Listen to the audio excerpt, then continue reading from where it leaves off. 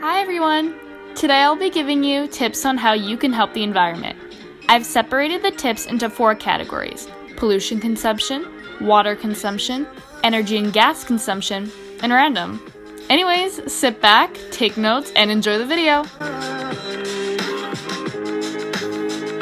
You could purchase reusable straws. They come in different shapes, colors, and sizes. Plus, there's a bunch of different kinds. There's stainless steel, there's bamboo, there's rubber, and I'm sure there's other ones too. And plus, for me at least, they make my drink taste even colder than it already was in the first place.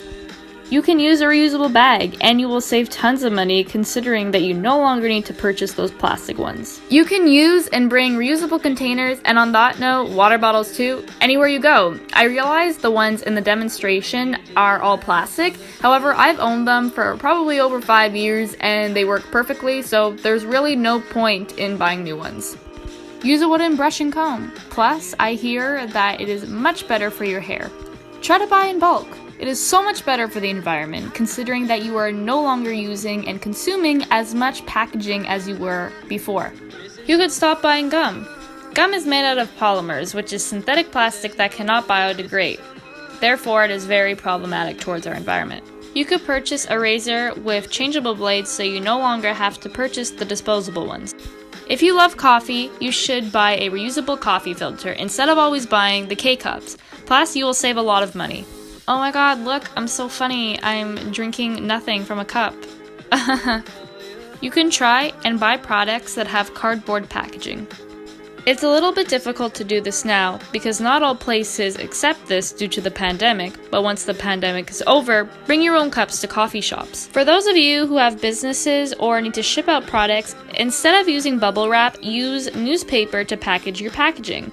I know I don't have any in the demonstration, but I actually did not have any newspapers. When you host parties, instead of using the plastic things, use real silverware and plates. For those of you who have to celebrate your birthday during quarantine, I am very, very sorry. But I wish you a happy birthday anyways. Hey Mom. Yep. Merry Christmas. But it's June.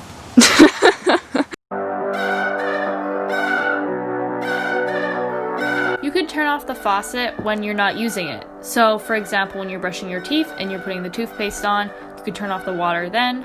You could also turn off the water when you're washing your hands and you're putting soap on your hands. You can take a shower instead of a bath. You could take shorter showers, and this will also help you with your electricity bill.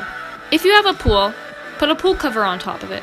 Now, I don't know if this tip will make the biggest difference, but supposedly, it will reduce evaporation and prevent you from having to refill your pool again. Instead of using a gardening hose to water your flowers and your garden, use a watering can. Yes, it might take a little bit longer of your day to do the job, however, you are saving a lot of water. Remember in the first clip with the reusable straws how I had a glass of water? Well, I didn't finish it, so that's something you should do. Always finish the water you've poured. When boiling food, don't overfill the pot with water. I feel like we all have that one leaky faucet in our house. This is your sign to go fix it.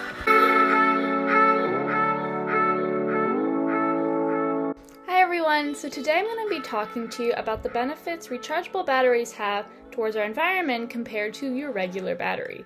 Now when you buy a regular battery, it ends up going to a landfill, and most of the time when it does, it ends up spilling the liquids that's inside of them.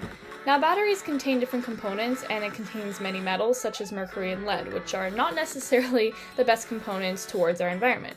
Now, when they do spill on the rest of the stuff that's in the landfill, not only does it create pollution, but it's also very toxic for people to be inhaling and touching. Now, when you buy a rechargeable battery, I'm not saying it won't do the same thing. It's very possible it will actually, because I'm pretty sure they are made almost exactly the same. However, with rechargeable batteries, you are getting more use out of it, it'll last you longer, and also, I'm pretty sure you'd be getting a better deal than if you had to buy a bunch of batteries that would only last you one time. So go buy some rechargeable batteries and help the environment. This is a huge investment, but if you can, buy an electrical car. They do such amazing works to help our environment. No, you don't have to buy a Tesla. There are many different car carriers that carry rechargeable cars, such as Ford. Okay, so I'm about to leave the kitchen. I'm gonna turn off the light.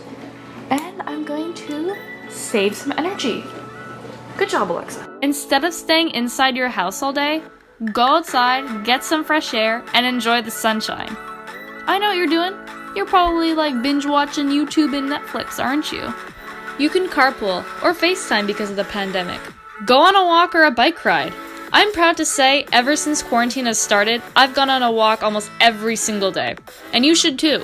You can turn off your air conditioner and open up some windows for some fresh air. This is a very big investment, but you could power your home with a renewable energy source. This is a fallout shelter I had to make last year. It is powered with solar panels, therefore solar energy. Instead of using a dryer to dry your clothing, let them air dry, either outside or in. Use LED light bulbs. They consume less energy and they are a lot brighter.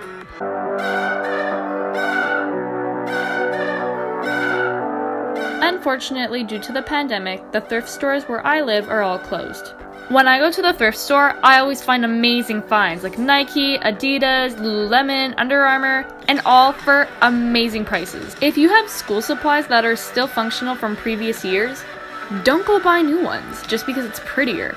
I promise you, at the end of the year, you won't care what your school supplies looks like anymore. Instead of using napkins or paper towels, use regular washable towels. You will save tons of money and you will help the environment at the same time. If your city offers composting, do it.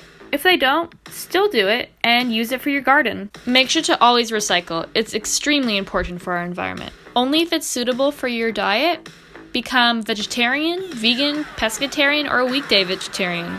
Say no to palm oil. It's not only bad for the environment, but it's also bad for your health.